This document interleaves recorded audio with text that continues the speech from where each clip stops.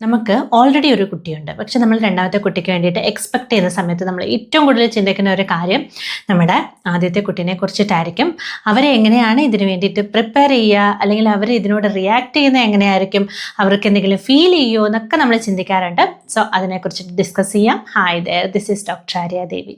നമ്മുടെ ആദ്യത്തെ കുട്ടിക്ക് 1 വയസ്സിനും 2 വയസ്സിനും ഇടയിലാണ് പ്രായം എന്നുണ്ടെങ്കിൽ അവരുടെ അടുത്ത് നമ്മൾ പുതിയ ബേബി വരുന്നതിനെ കുറിച്ചിട്ടൊക്കെ പറഞ്ഞു കഴിഞ്ഞാൽ അവർക്ക് മനസ്സിലാവില്ല. അവർക്ക് മനസ്സിലാവുന്നത് നമ്മുടെ ഇമോഷൻസ് മാത്രമാണ്, നമ്മുടെ ഫീലിങ്സ് മാത്രമാണ്. അതുകൊണ്ട് തന്നെ നമുക്ക് വളരെ എക്സൈറ്റ്മെൻറ്റോട് കൂടി തന്നെ അവരോട് പുതിയ കുഞ്ഞ് വരുന്നതിനെ കുറിച്ചിട്ട് സംസാരിക്കാം. അതിനോടൊപ്പം തന്നെ അത് റിലേറ്റഡ് ആയിട്ടുള്ള പിക്ചർ ബുക്സ് ഒക്കെ വായിച്ചു കൊടുക്കുകയൊക്കെ ചെയ്യുന്നതിലൂടെ അവരെ നമുക്ക് പതുക്കെ അതിന് വേണ്ടിയിട്ട് പ്രിപ്പയർ ചെയ്യാനായിട്ട് സാധിക്കുന്നതാണ്. നമ്മുടെ കുഞ്ഞിന് ഒരു 2 വയസ്സിനും 4 വയസ്സിനും ഇടയിലാണ് പ്രായമെങ്കിൽ അവർക്ക് കുറച്ചും കൂടെ കാര്യങ്ങൾ മനസ്സിലാവുന്ന സമയമാണത്. അപ്പം നമുക്ക് അവരോട് പറയാം, ഇളയാൾ വന്നു കഴിഞ്ഞാൽ അവർ കരയുന്ന സമയത്ത് അല്ലെങ്കിൽ അവർക്ക് ഫീഡ് ചെയ്യേണ്ട സമയത്ത് അങ്ങനെ ബേസിക് ആയിട്ടുള്ള ആവശ്യങ്ങൾക്കായിട്ട് അമ്മയ്ക്ക് കുഞ്ഞാവയുടെ കൂടെ ഇരിക്കേണ്ടി വരും എന്നുള്ള കാര്യം നമുക്ക് നേരത്തെ അവരോട് പറയാം.